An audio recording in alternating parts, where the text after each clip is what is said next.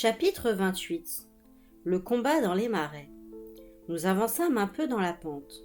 « Cette nuit-là, reprit Grimalkin, tu m'as manqué avec ta chaîne. Manqueras-tu encore ta cible aujourd'hui ? Je ferai de mon mieux. Alors espérons que ton mieux sera suffisant. Maintenant écoute-moi bien. Les sorcières d'eau vont surgir du marécage en contrebas. Fais usage de ton bâton et garde ta chaîne en réserve. Cela peut changer la donne. Nous allons faire face à l'œil de sang de Morwen, mais elle ne peut l'utiliser que contre un seul ennemi à la fois. Si elle vient vers moi, utilise ta chaîne. En attendant, garde-la en réserve. Combats les autres sorcières avec ton bâton. Compris ? Je fis signe que oui. Bien. Nous avons un second avantage. Morwen ne s'aventurera sur la colline, là où le sol est sec et ferme sous les pieds, qu'avec réticence. Espérons qu'elle restera en arrière. J'acquiesçai de nouveau. Des frissons nerveux me parcouraient les membres, mes genoux tremblaient et une boule me pesait sur l'estomac. Je m'efforçais de contrôler ma respiration. Ma main devait rester ferme et je voulais lancer ma chaîne. Le premier assaut me prit par surprise. À part le clappement de pieds palmés sur l'herbe, il fut aussi rapide que silencieux. Une sorcière d'eau jaillit de la brume et se jeta sur Grimalkin, les griffes en avant, une grimace de haine sur le visage. Grimalkin fut la plus vive. Tirant un couteau de sa ceinture, elle le jeta vers son adversaire. Il s'enfonça avec un bruit mou dans la poitrine de la sorcière. Elle tomba en arrière, glissa le long de la pente et fut engloutie par le brouillard. Les autres attaquèrent alors avec force. J'aurais bien eu du mal à résister à une seule, tant elles étaient véloces et farouches. Elles étaient 7, hurlantes, les griffes tendues, l'œil flamboyant, armées pour certaines de courtes épées. La première n'était plus qu'à 5 pas quand je pensais à faire sortir la lame rétractable de mon bâton. J'entendis avec satisfaction le petit clic m'annonçant qu'elle était en place. Je me fendais, parais, pivotais sur moi-même pour la tenir à distance, utilisant toutes les figures de combat qu'Arquite m'avait enseignées. La sueur me coulait dans les yeux. En dépit de mes efforts, j'aurais vite été submergé sans l'appui de Grimalkin. Je comprenais pourquoi elle était la plus crainte de toutes les sorcières de Pendle. Chacun de ses gestes était mortel. Chaque lame sortie d'un fourreau de cuir pénétrait dans un fourreau de chair. Griffe contre griffe, lame contre lame, elle semblait invincible. Elle tourbillonnait telle une roue meurtrière, laminant ses adversaires, jusqu'à ce que 7 cadavres restent étendus sur l'herbe de la colline. Elle inspira alors longuement et demeura parfaitement immobile, comme si elle écoutait. Puis elle posa la main sur mon épaule et se pencha pour me murmurer à l'oreille. « Il y en a d'autres qui émergent du marais. La fille du diable est avec elle. Souviens-toi de ce que je t'ai dit. Serre-toi de ta chaîne contre elle. Tout dépend de ton habileté. Si tu la manques, nous sommes fichus. » Une sorcière surgit, Grimalkin lança 2 lames, qui atteignirent chacune leur but. Puis les 2 adversaires se jetèrent l'une sur l'autre dans une furie de bras emmêlés, de griffes tranchantes et de crocs acérés. Elles n'émirent pas un son quand elles roulèrent ensemble le long de la pente pour disparaître dans le brouillard. Je me retrouvai seul sur la colline, écoutant le martèlement affolé de mon propre cœur. Devais-je descendre et venir en aide à Grimalkin ?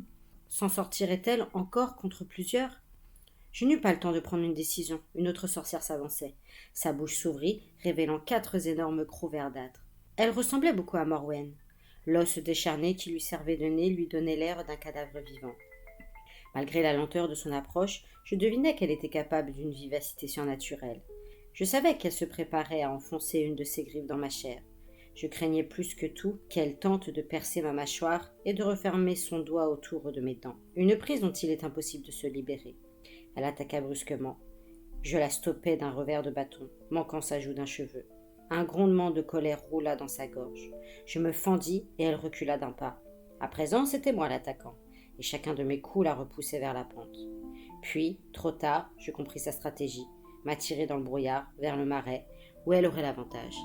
Elle jouait avec moi. Sa main droite me menaçait à la manière d'un serpent, 2 griffes tendues vers ma gorge. Je frappais, mais elle fit un écart et je perdis l'équilibre. Je tombai, roulai sur la pente, mon bâton m'échappa. La sorcière roula avec moi. Mais, quand notre chute s'arrêta, je ne sentis aucune douleur dans la gorge ou dans la mâchoire. Elle m'avait manqué. Sa griffe s'était accrochée à mon col, qui s'était déchiré. Je me redressai sur les genoux et regardai autour de moi. J'étais au milieu de la pente, mais mon adversaire avait roulé plus bas. La brume s'éclaircissait à présent, et je repérais mon bâton. 4 pas, et je serais de nouveau armé. Or, un coup d'œil sur ma droite me glaça les sangs.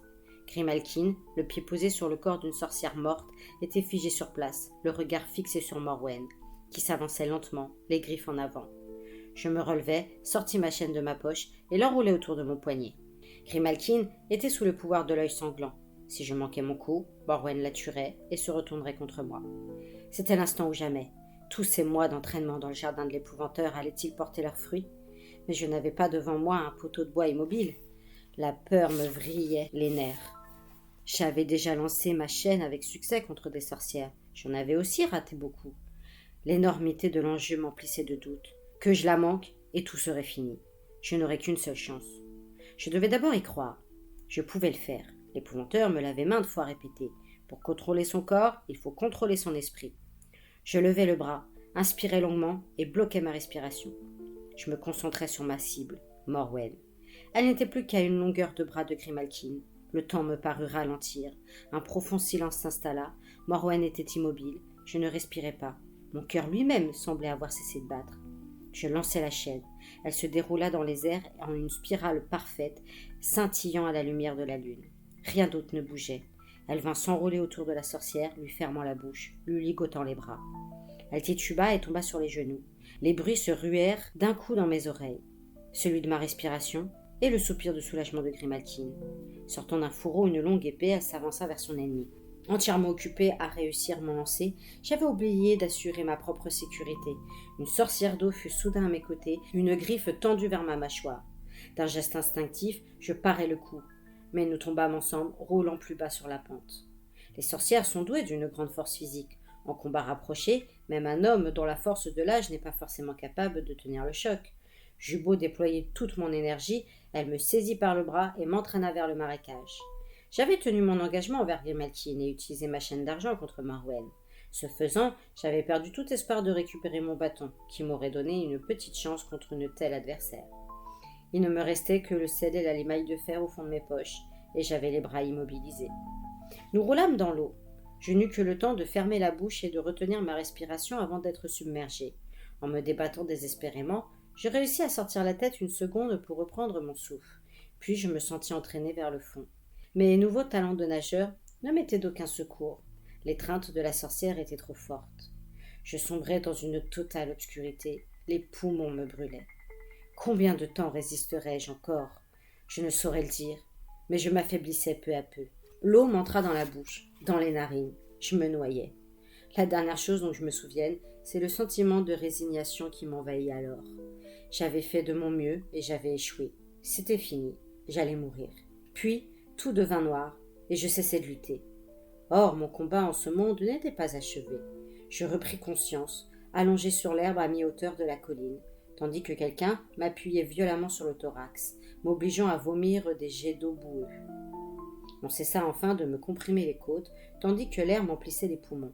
Le cœur me battait à en exploser. Deux mains puissantes me retournèrent sur le dos, et je reconnus, penché sur moi, le visage de Grimalkin.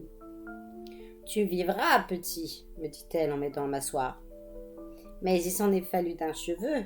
Je t'ai rattrapé juste avant que tu ne disparaisses en eau profonde. » Je devais mon salut à une sorcière, et une des plus maléfiques. Quoi qu'eût pu en penser l'épouvanteur, elle et moi étions du même bord. Je la remerciai, c'est ce que mon père aurait attendu de moi. Je remarquai alors que, parmi les cadavres gisant au bord du marécage, il y avait celui de la fille du diable, toujours ligotée par ma chaîne d'argent. Désolé de ne pas avoir pu faire davantage, commençai-je, avant d'être secoué par une quinte de toux. Grimalkin attendit que j'aie repris mon souffle avant de déclarer. « Tu as fait ce qu'il fallait, petit. En lançant ta chaîne sur Morwen, tu nous as assuré la victoire. Va la récupérer. Moi, je ne peux pas toucher de l'argent. » Elle me tendit la main pour me remettre sur pied. J'étais si faible que je tremblais de partout. Avec mes vêtements trempés, je me sentais gelé jusqu'aux os. En m'approchant du corps inerte, je fus pris de nausées. Le cœur de chaque sorcière morte avait été arraché et placé près de sa tête. Voyant ma répugnance, Grimalkin posa une main sur mon épaule. « Je devais le faire, petit, afin qu'aucune d'elles ne revienne jamais. Ton maître ne t'a-t-il pas enseigné ces pratiques ?» Je hochai la tête en signe d'assentissement. Des sorcières aussi puissantes étaient capables de renaître ou, même mortes, d'exercer encore leurs maléfices. Pour les en empêcher, il fallait leur arracher le cœur et qu'ils soient ensuite mangés. Grimalkin empoigna les cheveux de Morwen pour la soulever pendant que j'ôtais la chaîne. Elle était poisseuse de sang.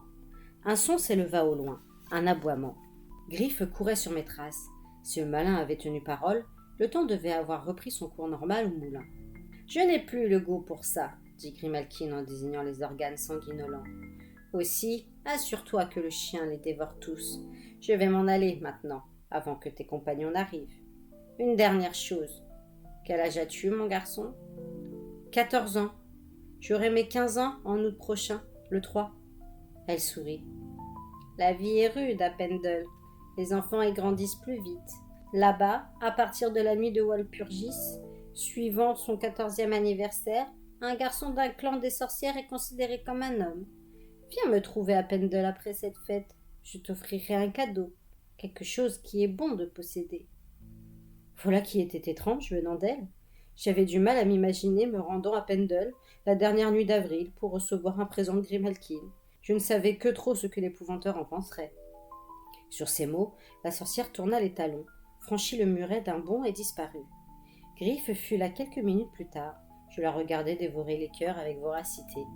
Lorsqu'Alice, Arkwright et l'épouvanteur surgissent à leur tour, elle avait presque fini. La dernière image qui me reste est celle d'Alice, proposant de laver ma chaîne d'argent.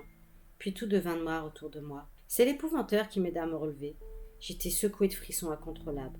On me ramena au moulin pour me mettre au lit. Était-ce d'avoir avalé l'eau stagnante du marécage ou d'avoir été griffée par les sorcières ? Je fus pris d'une fièvre si violente qu'elle mit mes jours en danger.